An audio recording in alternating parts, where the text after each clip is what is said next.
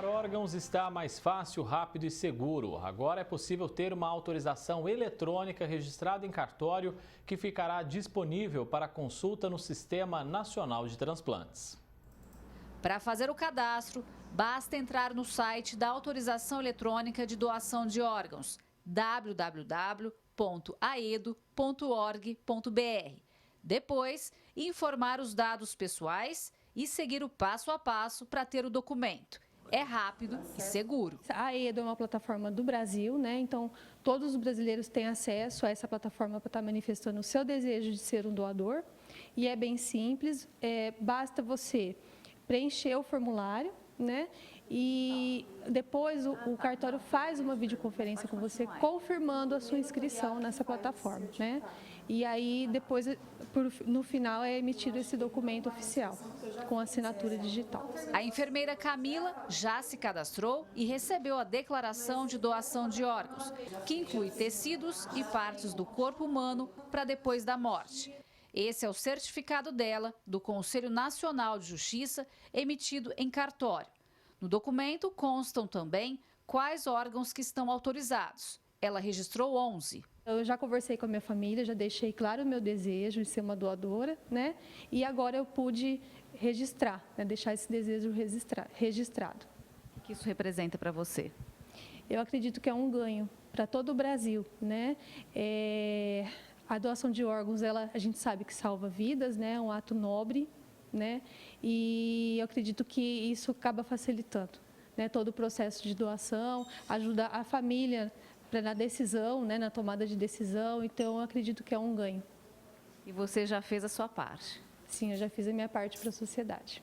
Em menos de um mês dessa ação, foram feitas mais de 4.500 solicitações no estado de São Paulo todo. Para a OPO, Organização de Procura de Órgãos do Hospital das Clínicas de Ribeirão, responsável por uma área de cobertura de 93 cidades da região, a facilidade e a maneira segura de demonstrar o desejo de doação vão ajudar muito mais vidas. Vai dar mais clareza para o sistema, vai dar mais segurança para a família. Nós esperamos, o Brasil tem mais de 42 mil pessoas aguardando um órgão, então isso vai fortalecer o nosso sistema e vai garantir também à família mais tranquilidade na hora de tomar a sua decisão, né?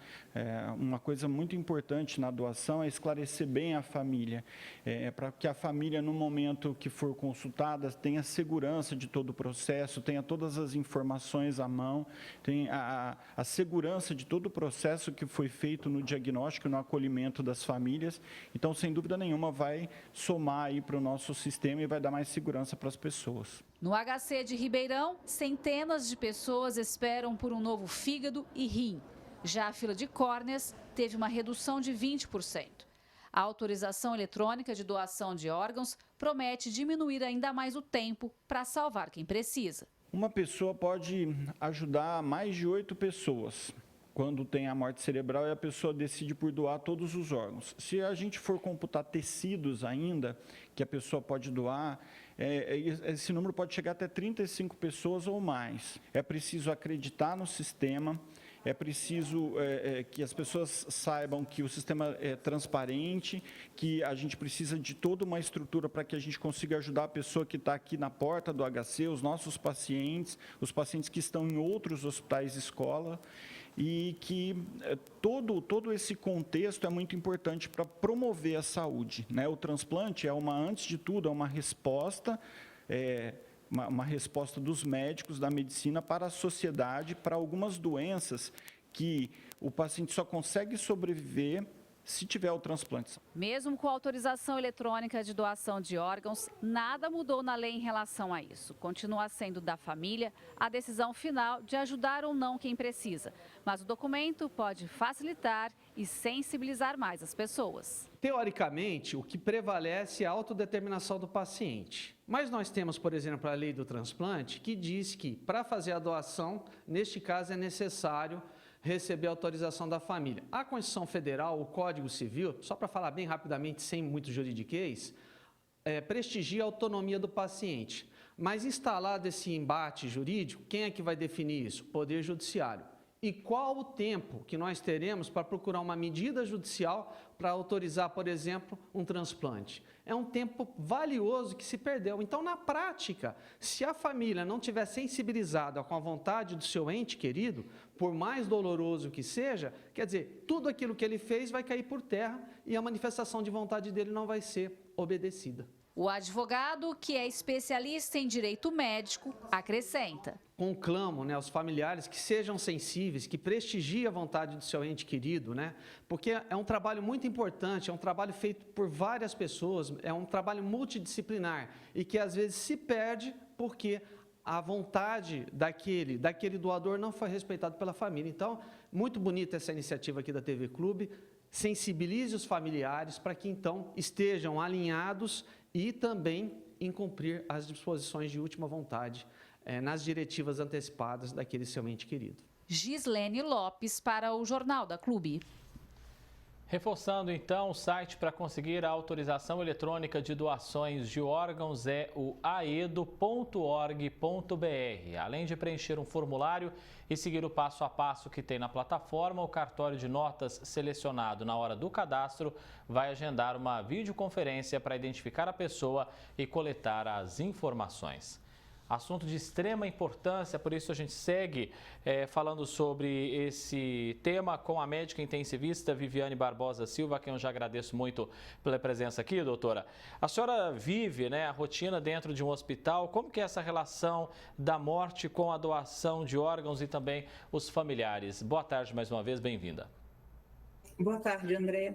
Aqui no hospital, além de ser intensivista, eu sou presidente da Comissão Intra-Hospitalar de Procura de Órgãos e Tecidos para Transplante. Então, o que acontece? A família participa de todo o processo de diagnóstico e na suspeita do paciente evoluir com morte encefálica, a gente já começa a conversar com a família em todos os passos envolvidos durante o procedimento. Então, a família participa ativamente de todo o processo. Na outra ponta, nós temos aquele paciente que está à espera de um órgão para sobreviver, aí entra também essa importância da doação, doutora? Sim, a gente aqui em Ribeirão Preto tem uma lista grande de pacientes à espera de fígado, de córnea, de rins, Esses pacientes são seguidos por hospitais especializados e ficam na angústia diária de receber um telefonema, uma ligação, esperando que algum doador seja compatível com eles, Então, por isso que é muito importante a doação. A gente garante que a pessoa que recebe o órgão depois consiga ter uma qualidade de vida satisfatória. Essa autorização eletrônica de doações de órgãos pode ajudar a mudar esse cenário, a sensibilizar ainda mais os familiares na análise da senhora? Ah, com certeza. Tudo que vem para agregar ajuda, Como a Camila aí falou, enfermeira da OPO, é muito importante que a gente avise os nossos familiares que a gente é doador. No meu caso, em casa, meu filho e meu esposo sabem que eu sou uma doadora de órgãos e tecidos, mas a documentação formal, ela garante que na dúvida final a gente tem a nossa vontade garantida, Então, às vezes, por exemplo, vamos supor que eu me envolvi num acidente agudo, tive um trauma crânioencefálico muito grave e acabo evoluindo com morte encefálica. Se meu filho ou meu esposo ficar em dúvida, esse documento garante que era um desejo que eu queria em vida. Então, ajuda eles a decidirem se, por um acaso, eu nunca tinha conversado isso com eles previamente, Então, vem para agregar, sim, com certeza. Doutora, então mesmo com a autorização eletrônica da doação de órgãos, nada muda em relação a isso, Continua sendo da família aquela decisão final de ajudar ou não quem precisa. E aí sim, ainda mais a importância da gente falar sobre isso, de conscientizar, Isso. Nada na lei mudou, Então, na hora que a gente faz a conversa com a família, quem vai responder por a gente, no meu caso, que sou casada, vai ser meu esposo. Vamos supor que eu não fosse casada, seria meus pais. Se eu não tivesse pais, seriam meus irmãos. Então, na minha casa, meus pais sabem que eu sou doadora, meus irmãos sabem que eu sou doadora. Então, isso é importante a gente deixar claro para todos os nossos familiares. A senhora falou muito, né, doutora, da necessidade de alguns transplantes aqui em Ribeirão, por exemplo, de fígado, de rim. A gente sabe que no país todo a demanda é muito maior por outros tipos de órgãos também, né?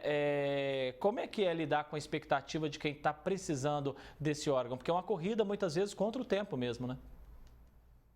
O que a gente explica? Quando a gente começa o diagnóstico, a gente sabe que quanto mais tempo passa, menor a viabilidade daquele órgão que vai ser doado, né? Então, todos os procedimentos que são feitos é para a viabilidade do tempo daquele órgão para que o receptor tenha uma mínima chance, né? Então, a gente sabe que tempo é muito importante. Então, tudo que a gente possa fazer para antecipar esse tempo, diminuir o risco desses órgãos entrarem com lesão secundária, a gente faz.